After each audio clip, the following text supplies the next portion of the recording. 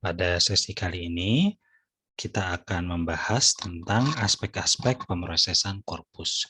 Jadi aspek-aspek pemrosesan korpus ini biasanya dia ada di belakang layar, namun tetap bermanfaat bagi kita untuk mengetahui apa yang sebenarnya terjadi sebelum kita bisa mengakses korpus tersebut menggunakan program analisis korpus atau program penelusuran korpus yang kita pilih. Untuk kualitas audio yang lebih baik, saya sarankan menggunakan headphone atau earphone. Ada 8 aspek yang akan kita bahas, mulai dari digitalisasi sampai metadata, dan semuanya akan kita bahas satu persatu. Yang pertama adalah digitalisasi. Jadi cukup sederhana, digitalisasi ini membuat satu objek yang tadinya non-digital menjadi digital. Misalnya kita punya data linguistik tapi masih berbentuk cetak nih. Dia belum berbentuk digital, maka harus kita digitalkan. Caranya bagaimana untuk mendigitalkan koleksi kita tadi yang masih berbentuk cetak? Caranya kita bisa melakukan scanning menggunakan software yang dinamakan scanner, ya. Bentuknya seperti mesin fotokopi, tapi sekarang ini banyak juga handphone yang dilengkapi dengan kamera yang cukup baik, ya, dan kita bisa menginstal program scanner menggunakan Android kita atau sistem operasi yang lain yang ada dalam handphone kita, dan kualitasnya kadang lumayan baik, ya, tidak kalah dengan scanner-scanner yang memang khusus digunakan untuk men-scan men-scan buku cetak menjadi digital begitu. Ya, jadi untuk perangkat kerasnya sih boleh apa saja, ya, boleh scanner, boleh kamera juga boleh, ya, kamera yang ada di handphone kita atau kamera digital biasa juga bisa. Yang penting nanti objeknya itu berubah menjadi gambar. Bagaimana kalau misalnya data korpus kita berbentuk lisan? Nah, harus kita rekam dulu. Jadi gelombang suara yang tadinya tidak berbentuk digital, ya, berbentuk akustik, ya kita ubah menjadi bentuk digital. Menggunakan apa? Bisa menggunakan audio recorder. Ini juga saya rasa banyak softwarenya di handphone kita, saya rasa sudah ada, ya. Atau menggunakan perekam khusus juga boleh. Nah, terkadang untuk korpus-korpus tertentu kita harus merekam videonya juga, ya. Bahkan ada korpus yang videonya itu jauh lebih penting daripada audionya.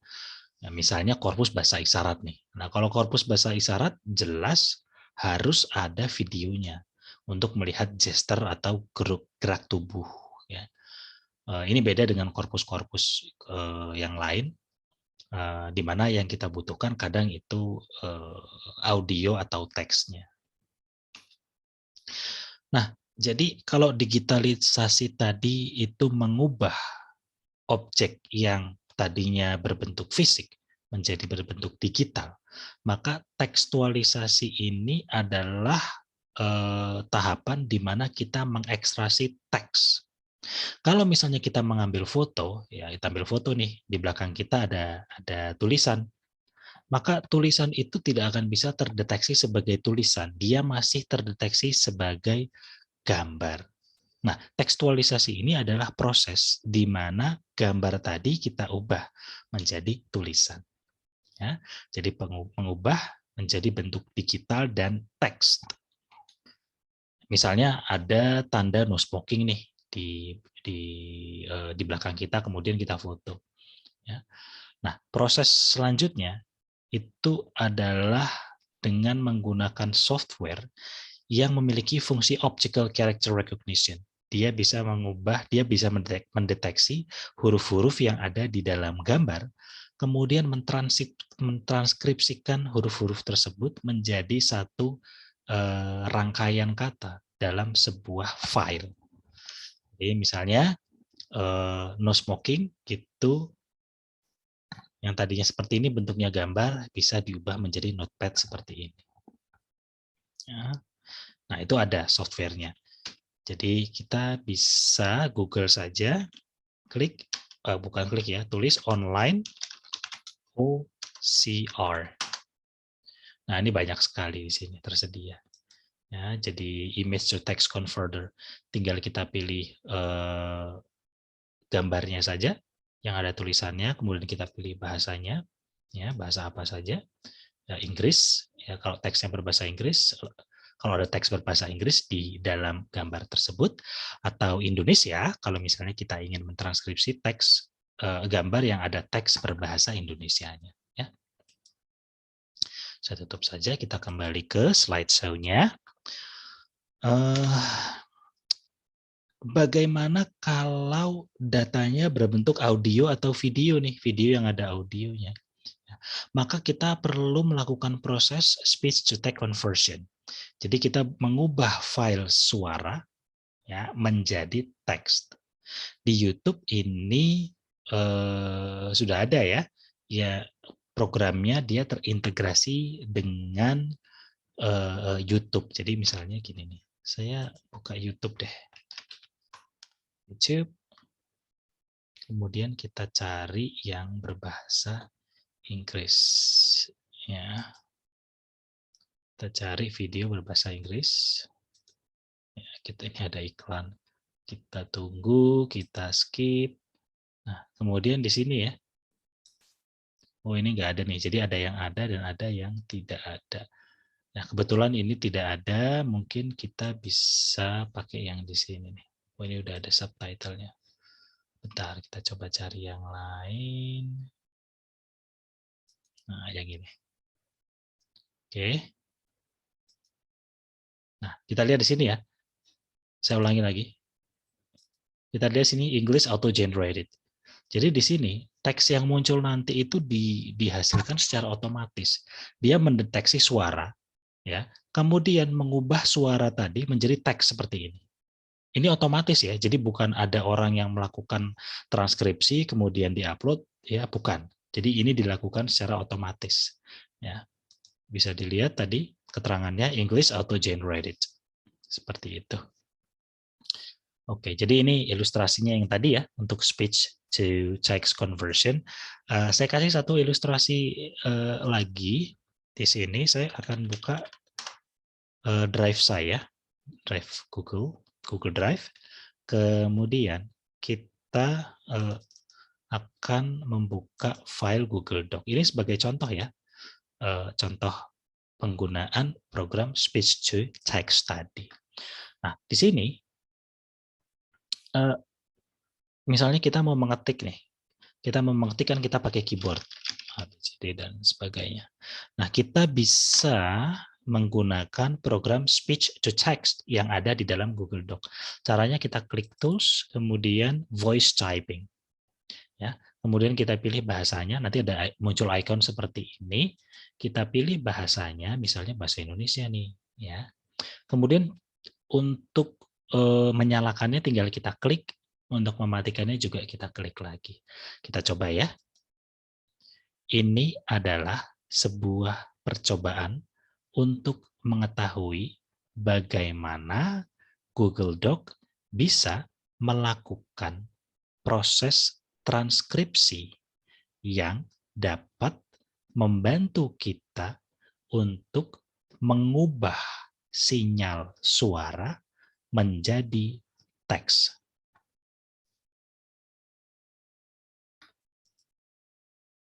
Ya, jadi bisa kita lihat di sini sinyal suara tadi diubah secara otomatis menjadi teks oleh program speech to text yang ada di Google Doc. Nah, jadi Anda bisa coba nanti praktekkan sendiri atau setelah ini Anda pause dulu video ini, kemudian Anda coba sendiri deh, boleh ya.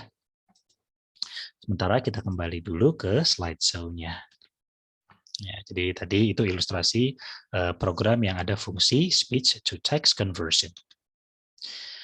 Sudah digitalisasi, sudah ada teksnya. Tapi kadang kita perlu lakukan pembersihan. Kenapa kita perlu lakukan pembersihan? Nah, kadang ada duplikat nih, ya. Jadi misalnya kata-kata tertentu diulang 2 kali. Ya, karena programnya mungkin program speech to text-nya tidak terlalu akurat, ya. Atau kalau kita misalnya menggunakan program yang mendownload data korpus nih secara otomatis. Jadi ada program web crawler, dia bisa mendownload konten web secara otomatis. Dan itu kadang-kadang dijadikan ini sih, jadikan program untuk mendownload data korpus. Nah, tapi masalahnya kadang-kadang yang didownload itu semua isi webnya, termasuk iklan-iklannya, kadang ada kolom komentar-komentarnya, padahal kita mungkin yang kita inginkan ya cuma teksnya saja begitu ya. Saya kasih ilustrasi deh. Misalnya di sini detik.com aja, detik.com. Nah, ini detik.com ya. Jadi misalnya kita mau mendownload ini deh. Ya, kita mau mendownload artikel berita ini. Nah, yang kita mau download memang artikel berita ini saja, ya. Kalau manual kita bisa nih copy judulnya, kemudian copy isinya, kemudian kita tuangkan ke teks ya. Tapi kalau kita menggunakan program otomatis ya dan tidak kita atur settingnya, ya kita download semua satu web ini ya, satu halaman web. Nah, kalau kita download semuanya ya gambarnya, kemudian nanti kalau ada iklan-iklannya, ini ada komentar nih. Komentarnya juga bisa jadi ikut terdownload juga. Kemudian seperti ini, yang kecil-kecil bagian ini. Ya, jadi itu alasan pembersihan ya atau menghapus sebetulnya. Menghapus elemen-elemen yang tidak diperlukan. Kadang kita juga perlu membersihkan tags ya, HTML, XML atau anotasi-anotasi sebelumnya yang ada sebelumnya. Ini bahasanya sangat teknis sekali. Jadi intinya begini, ketika kita membuat tulisan di website itu biasanya kita menggunakan kode-kode pemrograman tertentu. Ya, dan ketika kita mendownload teks yang ada di web, kadang kode-kode tersebut ikut terdownload begitu. Saya kasih contoh di sini ilustrasinya saja. Misalnya di internet, di website ini yang kita lihat nih, this is a heading, this is a paragraph. Tetapi di bagian belakangnya, nah ini depannya ya yang kita lihat, di bagian belakang teksnya itu bentuknya seperti ini.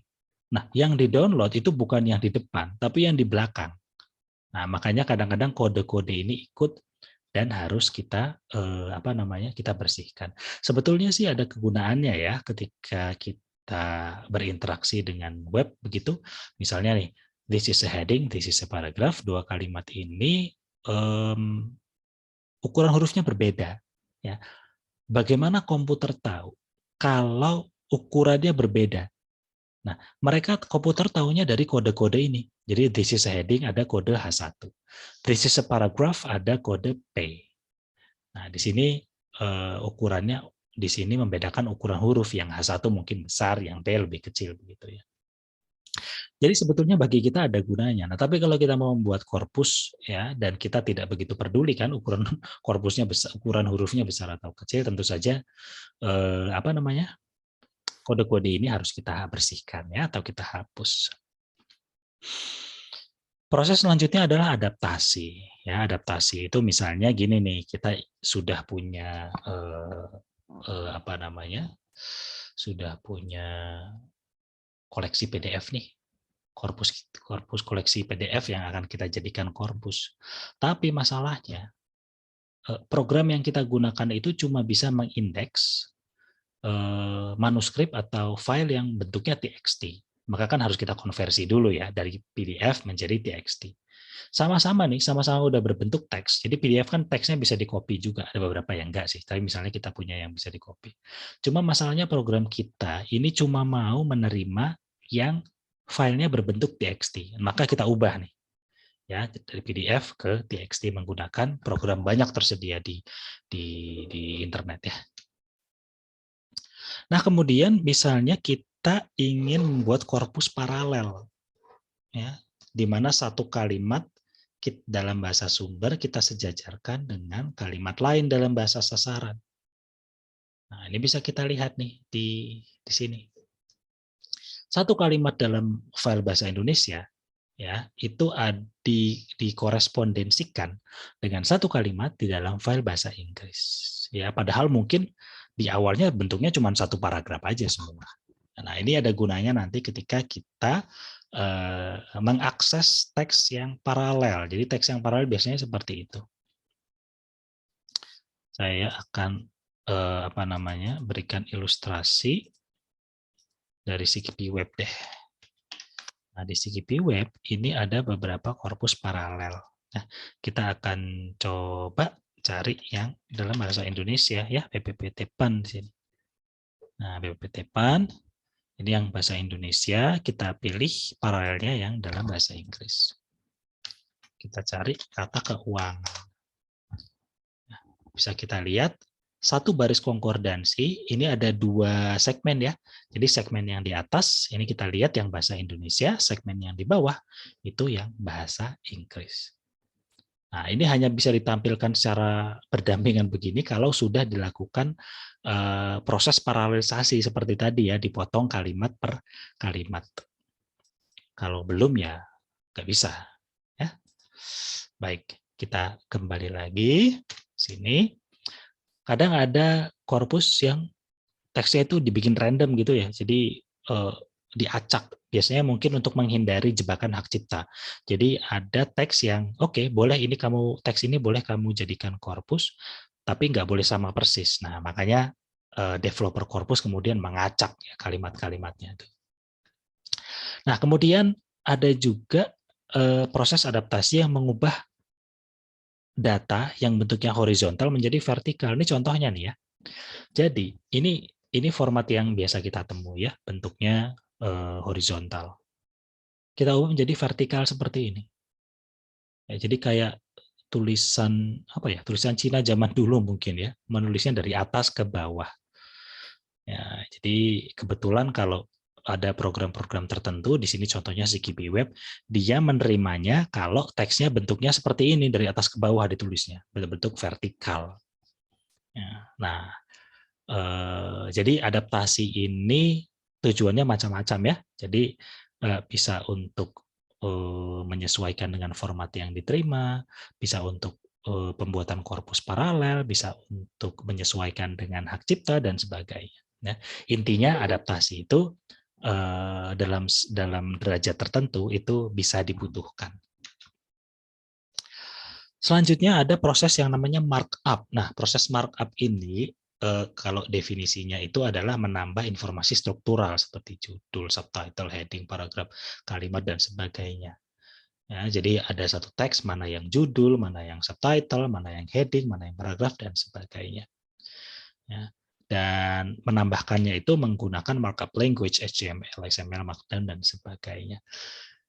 Untuk bagian ini ya kalau saya tidak akan membahas lebih dalam lagi, tapi intinya beginilah, ada satu teks dan kita bisa memberi informasi tambahan mengenai teks tersebut. Ini kebalikannya dari cleaning tadi ya. Jadi kalau cleaning tadi kita menghapus informasi yang tidak diperlukan, kalau markup kita menambahkan informasi yang nantinya dibutuhkan. Kita akan bahas lebih detail lagi di bagian metadata. Ya, jadi kalau di sini secara teknis dilakukan dengan markup, tapi nanti pemaknaannya secara linguistik itu bagaimana kita bahas di metadata. Ya. Ini contoh saja ya sebuah teks. Teksnya sih sepertinya begini aja ya. Who is the 42nd President of the USA? William Jefferson Clinton. Jawabannya gitu aja. Jawabannya. Teksnya begitu saja. Tapi di markup nih dengan berbagai macam informasi. Ya, question, answer, ya, dan lain-lain dan lain-lain. Tujuannya apa? Misalnya nih, kita hanya ingin menelusuri korpus ini, misalnya di korpus ya, dari pertanyaannya saja, bukan dari jawabannya. Nah, maka kita bisa membatasi penelusuran di pertanyaannya. Kalau ya, teks tersebut sudah di markup dengan penanda pertanyaan. Kalau belum ya nggak bisa. Ya, jadi harus di markup dulu. Kalau belum kan ya teksnya utuh aja dibaca sebagai satu teks yang utuh. Nah, sekarang kita ke tokenisasi. Ya, tokenisasi ini adalah proses memotong sebetulnya ya. Jadi proses memotong sebuah korpus, sebuah teks menjadi unit-unit analisis. Ya, unit analisisnya itu apa? Kalau morfem, ya teks dipotong jadi morfem. Kalau kata bagaimana? Ya teks dipotong jadi kata-kata. Kalau frasa bagaimana? Teks dipotong jadi frasa-frasa seperti itu. Ya. Nah, di sini sudah saya berikan ilustrasi, bisa dilihat yang C dan D ya. Yang C di sini teksnya dipotong pada tataran kata nih. Ya, jadi teks yang C ini sebetulnya 2 kalimat ya. Jadi teks ini terdiri dari 1, 2, 3, 4, 5, 6, 7, 8, 9. 9 token. Ya. 9 kata atau 9 token. Ya. Ini pada tataran kata. Tapi kalau kita potong di level morfem, tokennya bukan 9, tapi 1, 2, 3, 4, 5, 6, 7, 8, 9, 10, 11. 11 karena imbuhan itu dihitung sebagai satu token. Ya, kalau di sini kan akar dan imbuhan itu ya satu kata. Nah, yang D ini dia tokennya itu pada level morfem. Ya, jadi seperti itu ya. Cuma kita nggak usah terlalu khawatir dengan istilah ini, karena kebanyakan sih korpus itu tokenisasinya pada level kata. Ya, sedikit yang level morfem, frasa juga lebih sedikit lagi. Nah, bagaimana menentukan satu rangkaian huruf itu token atau bukan? Ya, kita butuh yang namanya token delimiter. Ya, token delimiter itu apa? Jadi dia semacam penanda nih. Yang ini token, yang ini bukan token. Kita bisa gunakan spasi, kita bisa gunakan punctuations ya atau tanda baca. Nah, tapi tanda baca ini kadang-kadang bisa menyesatkan juga ya. Misalnya nih, titik itu kan tanda baca, tetapi digelar-gelar titik itu kan akhir kalimat ya, penanda akhir kalimat. Tapi kadang-kadang digelar itu ada titiknya juga. Dan itu bukan akhir kalimat. Ya kan? Nah, ilustrasinya bagaimana?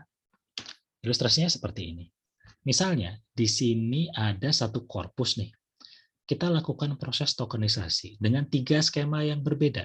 Skema A, skema B, dan skema C. Di skema A, ya, setiap token itu adalah kata yang adalah rangkaian huruf yang tidak dipisahkan dengan tanda spasi. Jadi pokoknya begitu ada tanda spasi, oh ini token yang berbeda. Ada spasi, oh ini token yang berbeda. Tapi kita lihat hasilnya. Kalau kita cuma menggunakan spasi, nih, computer, kemudian tanda seru, ya, di sini dia dihitung sebagai satu token. Ya.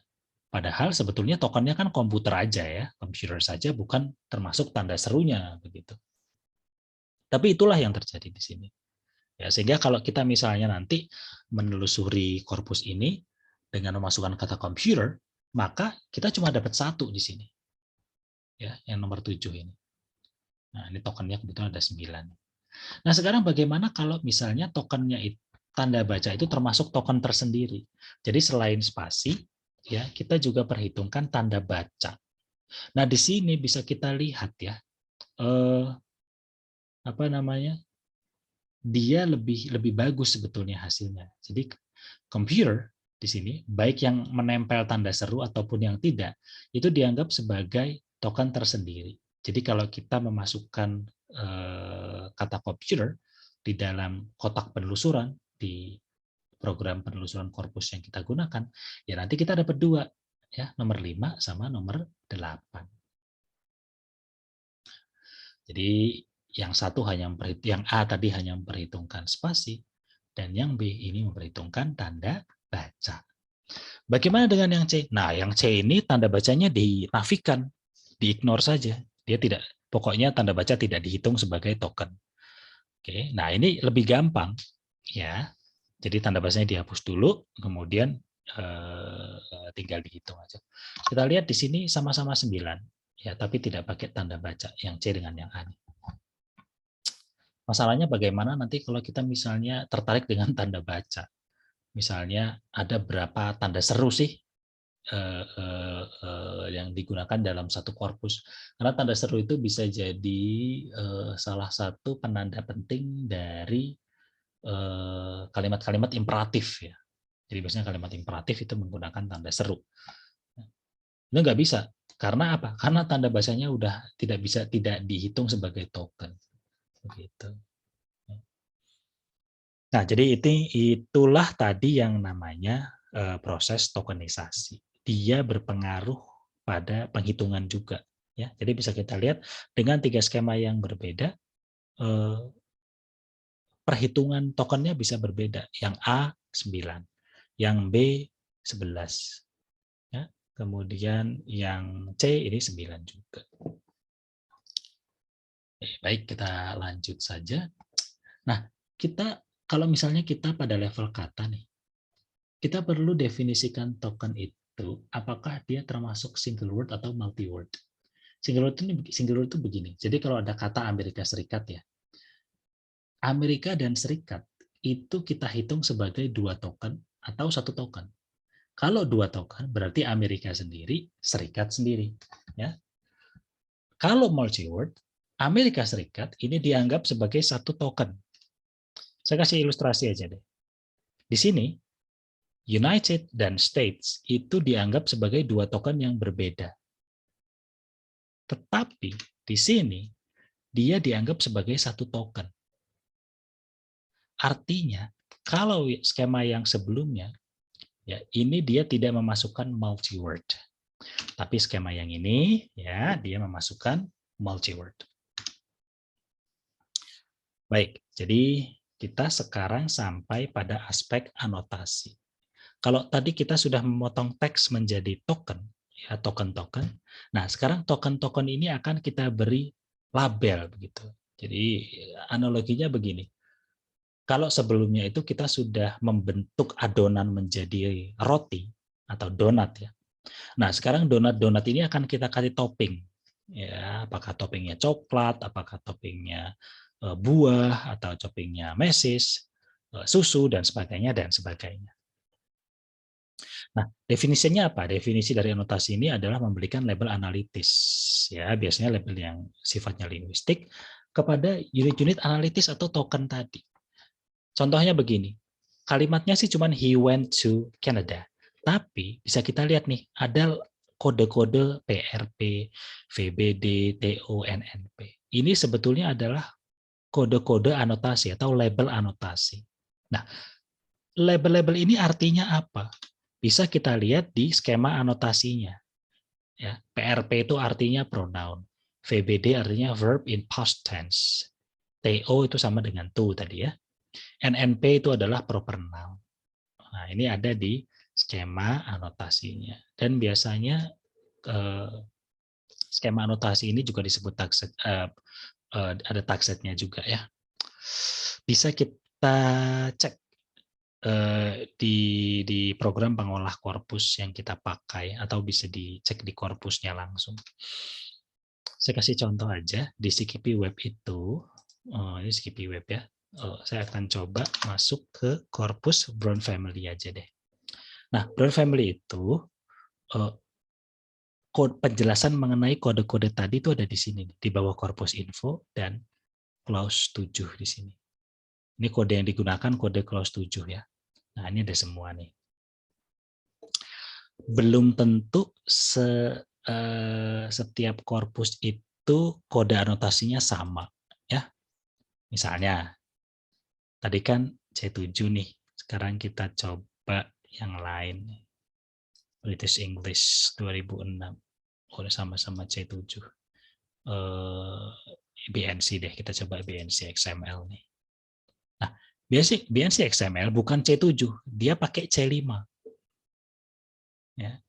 Jadi kodenya itu belum tentu sama, bisa berbeda begitu ya.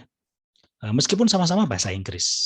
Ya, meskipun sama-sama bahasa Inggris. Jadi kalau ingin menggunakan kode-kode ini nanti ya pastikan kita lihat daftar kode dan maknanya begitu. Supaya lebih akurat. Proses anotasi ini bisa saya gambarkan seperti ini. Jadi ini ada apa namanya, program berbasiskan website. Kita masukkan kalimat he went to Canada. Kemudian hasilnya nanti seperti ini. Sudah ada apa namanya, kata, kemudian keterangannya atau label anotasinya juga ada di sampingnya, dipisahkan dengan underscore seperti ini. Ini program ini tersedia di website ya, jadi bisa Anda coba secara langsung. Gunakan kata kunci ukrel web tiger. Bisa kita lihat di sini. Jadi misalnya ini aja deh, saya copy paste aja di sini, saya copy paste ke sini. Ya, nanti kita klik tag text now, langsung deh ada hasilnya. Ya, ini software otomatis ya, yang bentuknya otomatis. Oke, kita kembali ke slideshow-nya.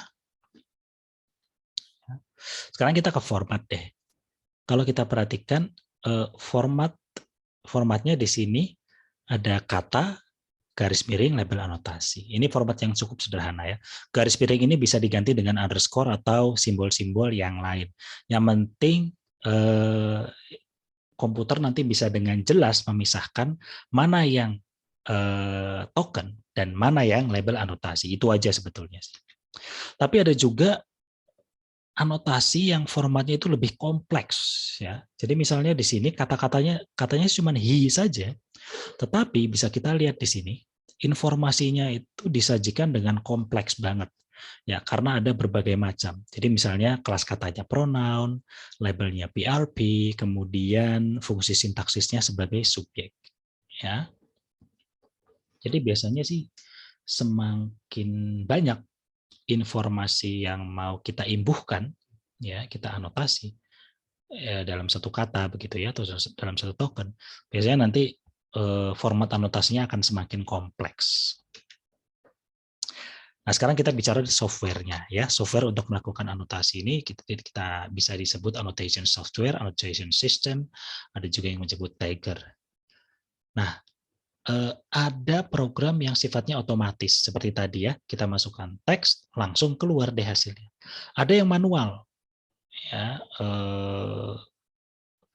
kita masukkan teks kemudian kita beri label anotasi secara manual. Nah ini biasanya kalau anotasinya itu sulit dilakukan oleh program, jadi misalnya anotasi pragmatik atau discourse analysis, nanti akan kita bahas, ada sendiri pembahasannya mengenai anotasi manual. Dan ada juga yang hybrid ya, hybrid. Jadi sudah dianotasi secara otomatis ya, misalnya ada sebagian yang tidak bisa dianotasi, ini ditambahkan anotasi manual. Atau sudah dianotasi semua secara otomatis, lalu kita perbaiki nih, ada tahapan post editing.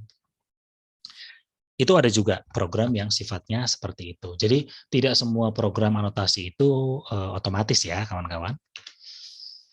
Nah, kalau yang saya kasih contoh di sini, TreeTagger, ini adalah program anotasi kelas kata ya dan lema yang otomatis, dan dia tersedia untuk berbagai macam bahasa, bisa kita lihat di sini, termasuk bahasa Indonesia juga. Ya, jadi kalau mau boleh dicoba ya. TreeTagger kebetulan sudah saya simpan di sini. Ini alamatnya nih. Bisa dicoba, dan di sini ada bahasa Indonesianya nih. Ada bahasa Indonesia. Jadi kalau teman-teman mau mencoba, ya silahkan. Untuk teks bahasa Indonesia. Nggak cuma bahasa Indonesia ya, ada bahasa lain juga. Ada Bulgaria, ada Cina, ada Ceko, ada bahasa Inggris, dan sebagainya. Baik, kita kembali lagi ke slideshow.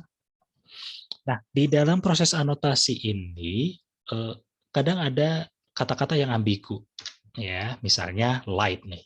Light itu kan bisa artinya terang, bisa artinya cahaya, bisa artinya menerangi.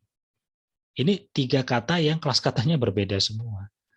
Nah, beberapa program ya ini punya mekanisme untuk dealing dengan ambiguitas ini.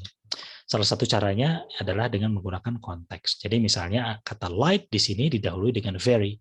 Oh, berarti very light di sini lightnya adalah kata sifat. Jadi dia memilih ya, memilih mana kira-kira yang secara kontekstual itu paling tepat. Ya, ini masalah anotasi. Nah, selanjutnya yang terakhir ini adalah metadata ya. Jadi ini tadi sebelumnya sudah saya bahas secara teknis menambahkan komponen melalui markup. Nah, metadata ini kita tambahkan melalui markup tadi, proses markup tadi. Untuk cara melakukan markup-nya tidak kita bahas di sini, dan kalau Anda fokusnya hanya analisis data saja tidak perlu tahu, tapi mungkin informasi ini berguna untuk Anda. Ya.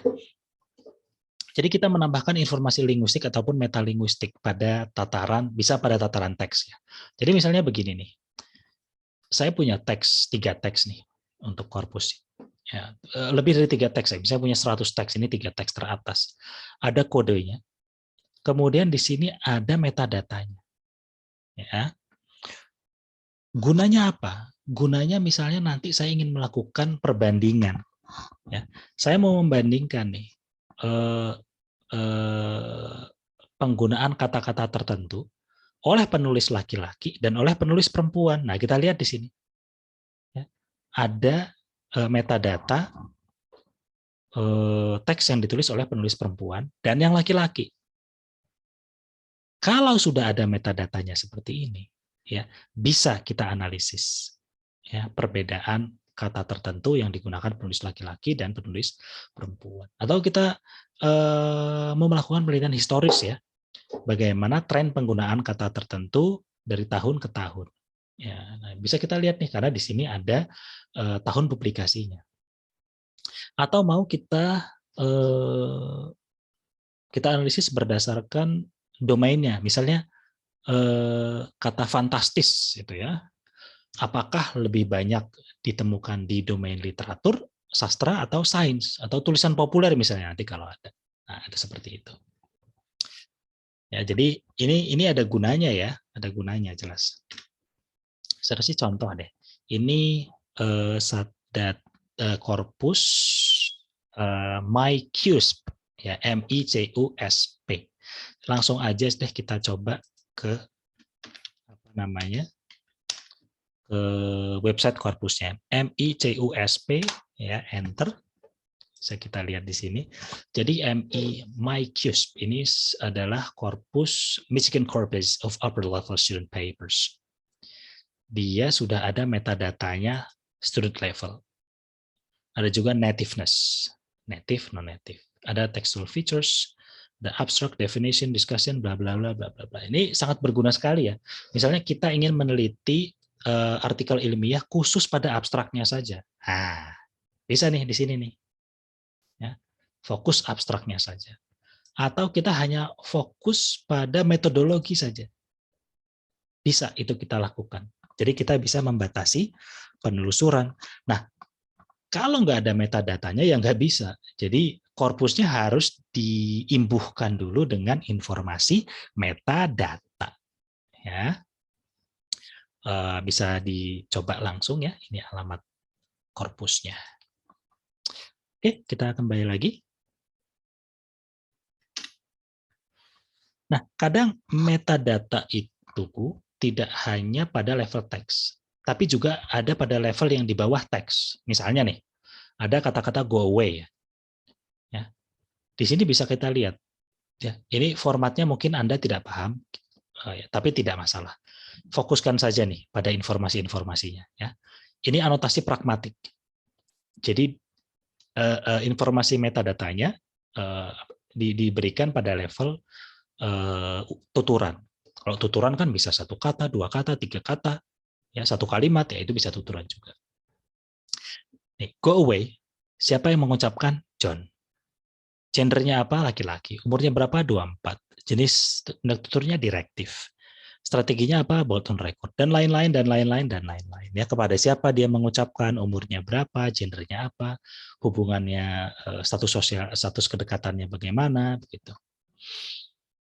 Ya, jadi bisa kita pakai nih fitur-fitur ini untuk analisis kalau ya informasi metadata ini sudah tersedia. Ya, misalnya contohnya di sini nih. ini tuh saya menelusuri korpus BNC, Spoken BNC, ya. Korpus Spoken BNC itu kan korpus bahasa Inggris, tapi di sini ada kata-kata ada kata-kata bahasa Spanyolnya.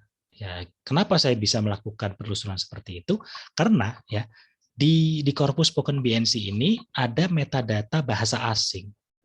Nah, ini menarik nih kalau kita ingin meneliti derajat code mixing misalnya dalam bahasa, ya misalnya bahasa yang ada di sini, Jepang, Korea,